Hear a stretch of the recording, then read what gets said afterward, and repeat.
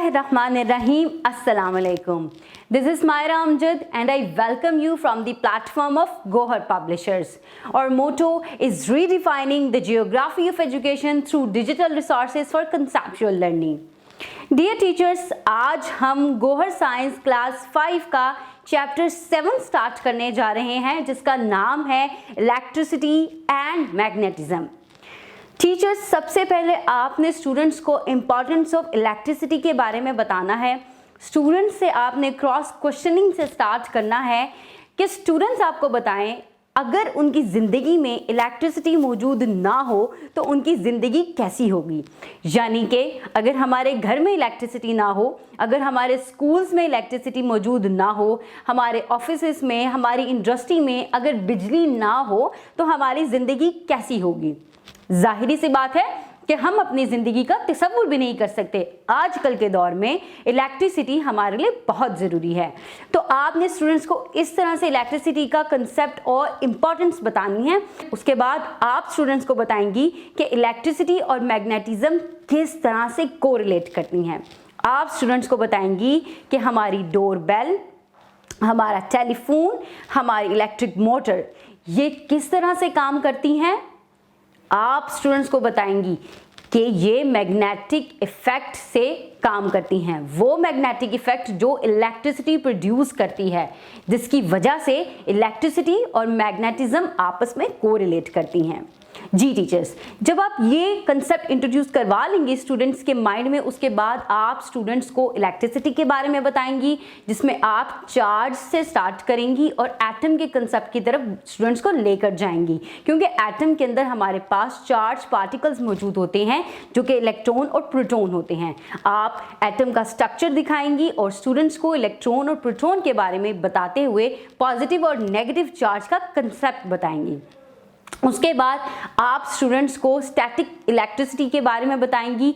उसके बाद आप स्टूडेंट्स को टाइप ऑफ इलेक्ट्रिसिटी की तरफ लेके चलेंगी, जिसके अंदर सबसे पहले आप स्टैटिक इलेक्ट्रिसिटी के बारे में बताएंगी। इसकी बहुत बेहतरीन एग्जांपल है कि आप क्लास के अंदर बैलून्स लेकर आएँ, बैलून्स को फुलाकर उनको स्टूडेंट के बालों पर, क्लोथ्स पर रब करने के बाद आप स्टूडेंट्स को उन बैलून्स को वॉल्स के साथ चिपका कर दिखाएंगी और स्टैटिक इलेक्ट्रिसिटी का कंसेप्ट स्टूडेंट्स के माइंड में बिल्डअप करेंगी। उसके बाद आप स्टूडेंट्स को बताएंगी कंडक्टर और इंसुलेटर का डिफरेंस। आप क्लास के अंदर एक स्टील का ग्लास ला सकती हैं या थर्मोस ला सकती हैं और एक प्लास्टिक का ग्लास ला सकती हैं।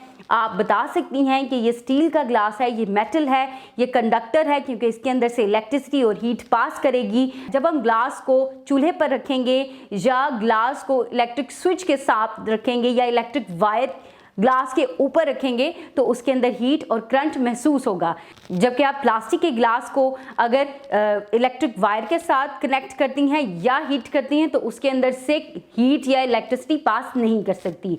आप स्टूडेंट्स को और डिफरेंट एग्जांपल्स देकर और डिफरेंट कंडक्टर और इंसुलेटर की टाइप सामने रखकर कंडक्टर और इंसुलेटर का कंसेप्ट इंट्रोड्यूस करवा सकती हैं। इसके बाद आप स्टूडेंट्स को बताएंगी इलेक्ट्रिक करंट क्या होता है, इलेक्ट्रिक करंट कैसे फ्लो करता है। हमारे घर में हर चीज़, हमारी लाइट्स, हमारा फैन, हमारा एयर कंडीशनर, हमारा रेफ्रिजरेटर किस तरह से काम करता है। स्टूडेंट्स को बताएंगे जिस तरह से पानी एक पाइप के अंदर फ्लो करता है उसी तरह से हमारा करंट फ्लो करता है इलेक्ट्रिक वायर के अंदर से। आप ये कंसेप्ट स्टूडेंट्स के अंदर बिल्ड करने के बाद इलेक्ट्रिक सर्किट के बारे में बताएंगी। आप क्लास के अंदर इलेक्ट्रिक सर्किट बनवा भी सकती हैं, स्टूडेंट्स को प्रोजेक्ट दे सकती हैं कि उन्होंने इलेक्ट्रिक सर्किट बनाना है। ये साइंस का एक बहुत बेहतरीन प्रोजेक्ट बन सकेगा और स्टूडेंट्स के माइंड में इलेक्ट्रिक सर्किट का कंसेप्ट बहुत अच्छे तरीके से बिल्डअप करेगा। उसके बाद आप स्टूडेंट्स को स्विच और फ्यूज़ का डिफरेंस बताएंगी। आप स्टूडेंट्स को बताएंगी कि स्विच जो है वो ऑन या ऑफ करने के लिए इस्तेमाल होता है, जिससे हम इलेक्ट्रिक डिवाइसेस को चला सकते हैं या बंद कर सकते हैं, जबकि फ्यूज़ एक डिफरेंट चीज़ है। आप क्लास के अंदर स्विच और फ्यूज़ लाकर स्टूडेंट्स को उन दोनों का डिफरेंस बता सकती हैं। आप बता सकती हैं कि हम घरों में क्यों ये बात कहते हैं कि फ्यूज़ उड़ गया है, क्यों क्यों हम ये कहते हैं कि स्विच ऑन कर दो। इस तरह से आप दोनों चीज़ों को क्लास के अंदर लेकर आ सकती हैं। कोई एक स्विच ले आएँ और कोई एक फ्यूज़ ले आएँ, जो कि बिल्कुल आप स्टूडेंट्स के सिर्फ कंसेप्ट बिल्डिंग के लिए इस्तेमाल कर सकती हैं। जब आप ये वाला कंसेप्ट दे दें तब आपने स्टूडेंट्स को मैग्नेट की तरफ जो है वो लेकर जाना है। स्टूडेंट्स के माइंड में मैग्नेट का कंसेप्ट ऑलरेडी इंड्यूस हो चुका होगा, क्योंकि स्टूडेंट्स अपने टॉयज़ के अंदर मैग्नेट्स को इस्तेमाल करते हैं। आपने स्टूडेंट्स को बताना है कि मैग्नेट्स जो है मेटल डिवाइसेस के ऊपर मेटल डिवाइसेस को अपनी तरफ अट्रैक्ट करते हैं, इस वजह से वो मेटल डिवाइसेस के साथ चिपक जाते हैं। स्टूडेंट्स को बताएंगी कि मैग्नेट्स के पोल्स होते हैं, नॉर्थ पोल, साउथ पोल। आप स्टूडेंट्स को बताएंगी कि मैग्नेट्स जो होते हैं उनकी 2 डिफरेंट फील्ड्स होती हैं। आप स्टूडेंट्स को मैग्नेटिक फील्ड का कंसेप्ट इंट्रोड्यूस करवाएंगी। आप एक मैग्नेट ला सकती हैं जो कि हम आम तौर पे अपने लैब्स के अंदर इस्तेमाल करते हैं, जिसके ऊपर हमने पोल्स जो है वो प्रॉपरली जो है वो मार्क किए होते हैं। आप वो वाला मैग्नेट लाकर स्टूडेंट्स को मैग्नेटिक पोल और मैग्नेटिक फील्ड का कंसेप्ट इंट्रोड्यूस करवा सकती हैं कि इस मैग्नेट के इर्द गिर्द अगर कोई मेटल आएगा तो वो उसको अट्रैक्ट करेगा, बिकॉज ये उसकी मैग्नेटिक फील्ड है। इसके बाद आप स्टूडेंट्स को अर्थ मैग्नेटिज्म के बारे में बता सकती हैं। आप एक स्टूडेंट से मॉडल बनवा लें कि आप बच्चों आपने जो है वो अर्थ मैग्नेटिज्म का मॉडल बना के लाना है। बुक के ऊपर बहुत बेहतरीन अर्थ मैग्नेटिज्म का एक स्ट्रक्चर ड्रॉ किया हुआ है। स्टूडेंट्स को कहें उसी की मदद से एक मॉडल बनाकर आपके सामने लेकर आएँ, जिससे स्टूडेंट्स को अर्थ मैग्नेटिज्म के बारे में पता चलेगा। साथ ही साथ आप स्टूडेंट्स को मैग्नेटिक कंपास का कंसेप्ट इंट्रोड्यूस करवा सकती हैं, जिसमें आप स्टूडेंट्स को सबसे पहले डायरेक्शंस के बारे में बताएंगी कि हमारी 4 डायरेक्शंस होती हैं और हमारी कंपास हमें सही डायरेक्शन बताने में मदद करती है, क्योंकि इसके अंदर मैग्नेट लगा होता है। इस तरह से आपने मैग्नेटिक कंपास का कंसेप्ट स्टूडेंट्स के माइंड में बिल्डअप करना है।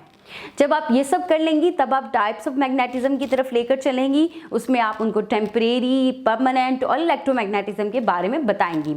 जब आप ये सब कुछ बता चुकी होंगी तब आपने स्टूडेंट्स का एक रिवीजन लेक्चर रखना है। स्टूडेंट से आपने 2 मॉडल्स बनवाने थे, जिसमें एक इलेक्ट्रिक सर्किट का मॉडल है और दूसरा अर्थ मैग्नेटिज्म का मॉडल है। जब आप ये तमाम चीज़ें कर लेंगी तो स्टूडेंट्स के माइंड में इलेक्ट्रिसिटी और मैग्नेटिज्म का कंसेप्ट बहुत अच्छे तरीके से बिल्टअप हो जाएगा, जिसमें डिफरेंट कंसेप्ट स्टूडेंट्स सीख जाएंगे, जैसे कि conductor, insulator, electric current, electric circuit, switch, fuse. ये तमाम चीज़ें इस चैप्टर के एंड में स्टूडेंट्स के माइंड में बहुत अच्छे तरीके से बैठ जाएंगी।